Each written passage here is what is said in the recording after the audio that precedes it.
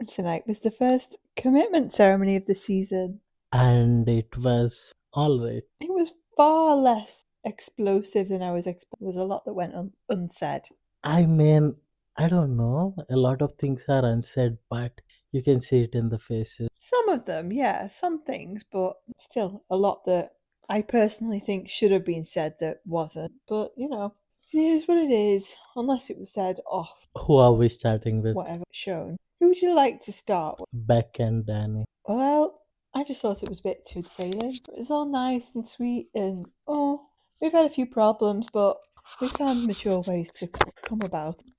I mean, I don't think Beck is such a very communicator, No. and it almost felt like the judges actually helped in cementing the narration Of what? with Beck and Danny, as if like they had a couple of problems but are going towards the right direction. Well, I guess they can only respond to what they're told, They're not exactly being told, oh, well, I thought he was looking at someone else all day, and then I flew off the handle at him, and then I was like, oh my god, who do you think he is? David Beckham? It doesn't show us if they got into any of that, and we can only assume that they didn't really go into the detail about how turbulent things have been, because, like you said, they've gone, oh yeah, you seem to be moving in the right direction. Things seem like they're really good. Yeah, but what I'm trying to say is Beck and Danny's narrative has been so shaky. Well, yeah. Judges have to come and cement the narrative. Yeah, I guess. They didn't really challenge anything, did they? Let's be honest. Well, we both know that Beck and Danny is one of those Yeah. they want to be on TV, and we are not going to judge that because every one of us want to. Yeah, most people. Gia and Scott? Well, this is where I think Gia is one of those. What do you say? Dear the lamb that trusts the wrong man, or What? I don't know. Gia is one of those persons that just trust the wrong person. Like, Oh, like a lamb to the slaughter, that kind of thing. yeah. In what way? I mean, Scott is there for fun. He's having his time, and he doesn't want a 35-year-old woman Or a stepchild? or a stepchild. Yeah, I mean, yeah, he's probably there for the fame more than isn't he? He's got money. What else does he need? Fame, Yep. and he's there and Gia because he looks good and he says three, four things nicely. That's it. You know what surprises me? What? Gia, who has such a good judgment when it is about others, hardly has any judgment when it. Yeah. I guess that's not a unique quality, though. You're right on that. Yeah. The experts sounded like they were going to go down the avenue of, well, you've got this extremely good physical connection, but is there anything else to it? And then, it's like they got part way with what they were saying and decided not to. Yeah, I thought so. The digging on the emotional side and stuff and actually properly getting to know each other, they just didn't really go there. I don't think they have. I think they really do. Well, we'll see how long this stretches. And we are going to talk about Grayson and Julia. Julia. The Yeah. bisexual, remember? Because you can't not mention it. It has to be mentioned every episode, remember? Do you think she was upset that it was a man at the other end? No, I think she would have been unhappy regardless of who it is. I don't know. I think she's not there for romance. I'm starting to think she's just there for fame. What's her job again? Is it confidence consultant or Oh yeah, something? something bullshit like that. So Ca- yeah, she's there Confidence to and grow her charisma. business, isn't she? She's not there for love. She's there for fame, build her business, blah blah blah. She's it's kind of summed up by Grayson as well when he said essentially it's all about her and she's not putting in any effort at all. So if you were there for genuine reasons, you'd be making. Maybe that, maybe, but I thought it was really strong of Grayson to. Yeah, actually, you're right. It is good that he mentioned it and he spoke about it, as we've seen from others who just brush it all under the carpet. Julia's just all about honouring her space and taking each other and work each other out. Apparently, it's nonsense. Yeah, I mean, I look at Julia and I don't see a woman that looks conservative. Like, she's not that woman that I think she's somebody who jumps into things. Yeah, possibly. Feel right. Yeah, I don't think she's feeling grace. And Yeah, and you know what? I have the guts to say so. I mean, he had the guts to say, "You're not making an effort," so she could reciprocate and say, "No, it's not for me. It's not working for me." Yeah, but then you can't be on TV. Stephen and Rachel? Steven and Rachel, it's a bit cringe, but they're doing well. It's a bit cringe, but it's so sweet. I don't know, it's one of those things like her laugh. Why does she laugh so much? Like, Yeah, I know. I wasn't sure if she was going to stop laughing when she was getting up to go on the couch because she's got that nervous laugh, hasn't she? And y- I wasn't sure if she was going to stop. yeah, but as you said, it's cringe but very sweet. Yeah. So they are coasting and sailing, so let's move on. Alyssa and David. It's one of those things. Alyssa isn't, David is just, how do you say? He's coasting along I was just thinking the exact same. Yeah. because if you see from the outside, it looks like they are doing together really well. But if you actually look closer, it's actually one person that's driving the relationship into it. Actually, that's possibly a good insight.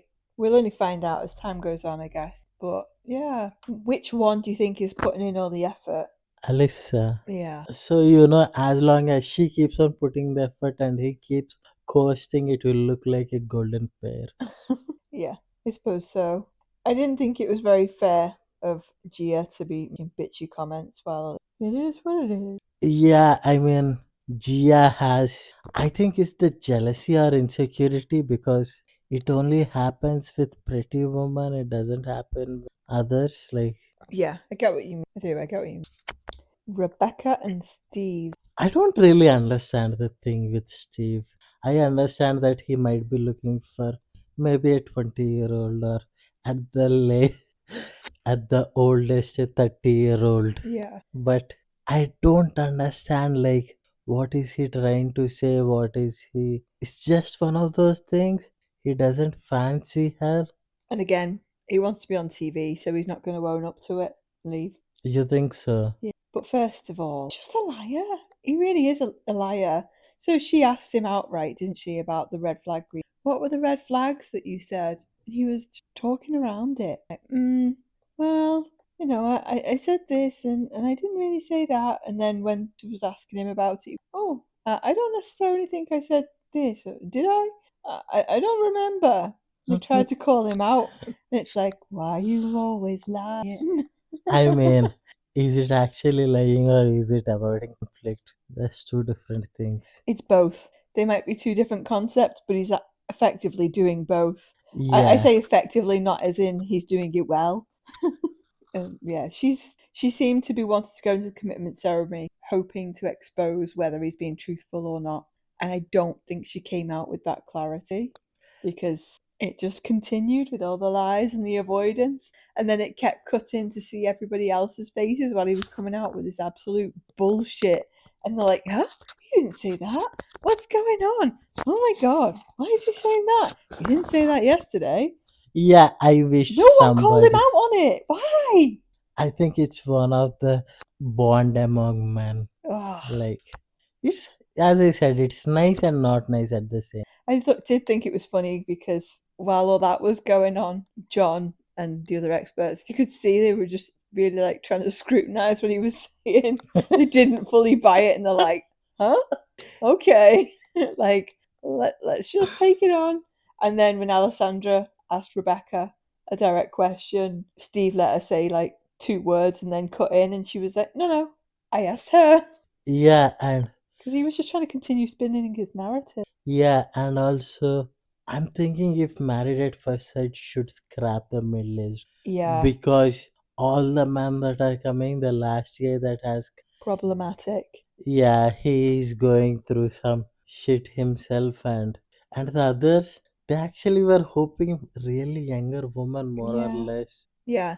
The only exception to that, I would say, is from a few seasons ago, Lucinda and Tim. Now, Tim had a lot of personal things to work through Yeah, separate to the show, but obviously worked through a lot of it on the show. And that was a really tough one for the couple themselves, but it was a good watch to see them grow together, even though they didn't end up staying together, that personal growth. But he, on the whole, largely, On these the whole, older couples don't largely, work on the yeah, because most of the men, I don't know what is with middle-aged men. They just want somebody really younger. maybe they still see themselves as that, I don't know, 29-year-old that wants 19, 20, 21-year-old beauty. Yeah, or maybe because there is a market for daddy Okay. woman with daddy issues. I mean, Right. Luke and Mel. first, let's actually speak about, let's give accolades to Mel for being a communication specialist. She really put those things well. She was way horrible than the things that she mentioned or how she meant. What? By just being able to gloss over the truth? Yeah, Oh, yeah. If I was looking for a specialist, I would not hire. why not? She I was feel very like good. instead of communications specialist, should probably be in PR. Yeah, both are same person. Spin doctor. Yeah, she did really well, and then yada Mm, yada, we know everything. But yeah. John called her out for being like two different people at the dinner party, which I thought was good. And I thought her excuse pathetic. It really was. Oh, it was just nonsense. And her whole, if you could do it differently, would you, what would you do? And she'd be like, I'd do it all differently. No, she wouldn't. She would do it all no, exactly the same, quite possibly with even higher expectations than before, you know? no. The question is, why do you think Luke wrote stay? I don't know. I was a little bit surprised. Because I understand everybody wants to be on TV, but the kind of negative effect he Yeah. has, he's like fucking broken man. Like his Yeah, confidence is, exactly. there is no amount of fame that will, how Yeah. do you say, counterbalance that. Yeah, that's why I was surprised as well. Because it's like, you're so upset. You're trying to hold it together on this couch right now. You've been upset throughout the week, so much that you went and spent the night somewhere else, which didn't get mentioned on the couch. If it did, they didn't show it. It's important to remember that he took a night out because she was being such a bitch. Yeah, and I don't know if he understands the concept of a. I thought it was a little bit funny that they asked Mel, what is it you actually know about Luke? And she's like, well, I know that he's a cattle farmer and he's been living there for about 18 months. I mean, if I went back to episode 1, it told us he was a farmer. It probably said cattle farmer and I forgot. And it probably tells us exactly how long he's lived there. So she knows about the same amount of information about him as anyone who's watched the show. Well, yeah, I don't know, but she wrote Live, which made sense. Yeah, it did. And I just don't know if him writing Stay makes me wonder if he actually understands women or emotion or attraction or any of these things. I think he is really one of those naive people who thought, oh, maybe the experts will give her some. Yeah, well, that's kind of what he said, isn't it? Maybe you guys have got this kind of, I can't remember the words he said, this light, this last ditch hope to help us make it work. It's naivety. I think you're right. It's naivety. Like, oh well, I'll just give her one more chance. Maybe she'll show me she's different.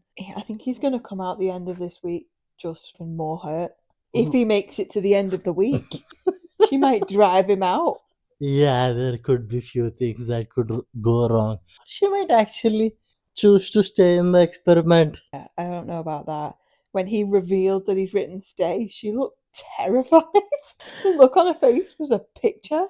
I mean, it's one of those things I am surprised to quite surprised Yeah. because it's not for TV. If it's for TV, he would have played much better. It's more than naivety. And why didn't he say about the stalking? Why didn't he call it out that she said about stalking? Like, if you're in a relationship with someone, no matter how new, and it's not going well, and then they mention to you, oh, actually, me and my best friends, we used to love a stalk. We do this, we do that. Why would you not then mention that at the commitment ceremony to the experts? Like, this is really, really bad, like dangerous behavior. Why have you put me with this person? Yeah, I don't think that actually reached it to his head. I don't know. He looked a bit shocked in the moment. Yeah, but I don't think it actually reached it. And then none of the red flag, green flag stuff came up. again. Why? Why is no one bringing it up? She made some serious allegations and no one said anything. Yeah, because It's everyone. not like the guy's version, like, oh well, the men didn't say anything about Steve, but in this case, it was really serious. Yeah, but half the women didn't believe it, and it it is Even kind still, it of. shows character or bad character. Yeah, and it kind of implied that she is the one and not. Yeah, So I thought that was clear. maybe. Okay, we've got two couples left. Who are you going to pick? Chris and Brooke. They're boring. Well, I wouldn't say Brooke is boring. In their relationship, them together, things seem all right. She's had a wobble because of the things that he said. He got called out for it. He said what he needed to say to make things okay with her and with the experts, and they've moved on. So in terms of their relationship, things are fine, and that's it, right? Yeah, she's stringing him along and he's getting. He's quite happy to be strung along. Yeah, he He hasn't got a professional football career, but maybe he can make a TV career out of this instead. is. Yeah, I mean, he seems to be very, very into her, and she doesn't. She's probably. She's along for the ride while she tries to make for herself. Yeah, it's more about being a real. And on that note, Stella and Philip. Well, there are two things here. One, we don't know why Brooke is so obsessed with Stella. I mean, I don't know what it is like. She seems very nice, although very naive and in La La Land YouTuber. She might be, yeah. But But yeah, it still doesn't explain why Brooke's got such a problem with her. I think she's jealous. I don't know if it's jealous. It's more like Personality clash? I would think it's the personality clash because Bitch meets nice girl? I don't know. it could be one of those things because I see a lot of couple really jump into things Yeah. and some fail, some most of them fail. Yeah. Yeah, but there is no reason to be mean about it. No, there isn't. And the kind of faces she is pulling, Yeah, well, I thought it was good that Stella brought it up about the red flag, green flag. And when Brooke was talking about it, she was just trying to take herself out of the hole, minimizing what she'd actually said. And it didn't really come off as completely genuine, in my opinion. And all well, the eye rolling, the facial expressions and everything, it just made me think, oh, come on, just grow up. She's acting like a sullen, bitchy teenager, and I don't know why. I don't know what her problem is. Stella is from Lithuania and Okay, from a very small town. okay, And Brooke seems to be like a posh Sydney suburb girl. right, Stella will eat her alive maybe. because, Do you think Stella's more beautiful than Brooke? yeah, So do you think well, do you think maybe she's threatened by it? Do you think she maybe sees her as a competition? It's probably like a psychological, unconscious thing where she sees Stella as a threat. I don't know what it is about. Like, maybe that, I don't know because Stella is one of those persons that wears her heart on her arm and she Yeah, jumps into things she doesn't really care about others. This and that, and I don't know what Brooke doesn't like about her. But the only thing Brooke has to understand is Stella will eat her alive. Brooke is so emotional and Stella is so calm. yeah, yeah. Stella's definitely got the emotional maturity that Brooke is lacking Yeah, in spades. yeah. And I don't know why she would go up against Stella. But they had that where it was brought up, they had the back and forth, and then Alyssa spoke up and it's like, oh, they also said I was fake. It's like, well, it's good that she said that, but possibly not the best timing. Yeah, I mean, I don't know. I think they only go against Alicia and Stella. Yeah, Both are beautiful. I guess there is something about, feeling threatened. yeah, Yeah, insecure. yeah. I do wonder if it's subconscious, like she's not really aware of it. And I think maybe it's a little bit to Gia as well, bit of insecurity and subconsciously feeling a bit threatened because she's not on the same kind of level as Brooke in terms of the bitchiness, but it's almost like Gia plays to Brooke as her audience a bit, maybe for approval. She sees her as like the alpha and plays to her for approval. And they Yeah, both feel a bit threatened about Alyssa. it's one of those things very hard. There seems to be a mean girl group in every TV show now. Oh, yeah. In this one, it's Mel. Well, I'm not sure about Mel. I don't think we class her as a mean girl. Yeah, she's a little dangerous rather than just mean. I have seen a couple of TikToks where they claim that Mel is sociopath, I can see that. the stalking, the Yeah, I can see that.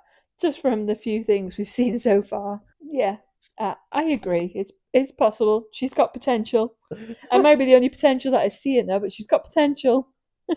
yeah, and apparently in the news, in the outside news, she was really upset that they have aired that clip. What about stalking? Yeah, What the one where she was talking to Luke about it, or the audition tape? the audition tape. Well, if you don't want it to be aired, you don't. Yeah, and What do people not get about your audition tapes not private? What's to say that all audition tapes for anyone who's ever applied won't end up online at some point? Yeah, nothing. yeah, we don't know that. Exactly. Like, you probably go into it signing a release form. They can do whatever they want with that. Yeah, but people just try their best to get on the. Once Yeah. they are on the show, then they'll be like, oh, maybe I should have spoken less. Yeah. But then when you are trying to get into show, You're it's trying to like, get famous, you'll say and do almost anything. yeah, Hey, like Dan is sleeping with Beck. well, then he holds the goal he's got, right? I guess so. Well, I think that's everything I've got for.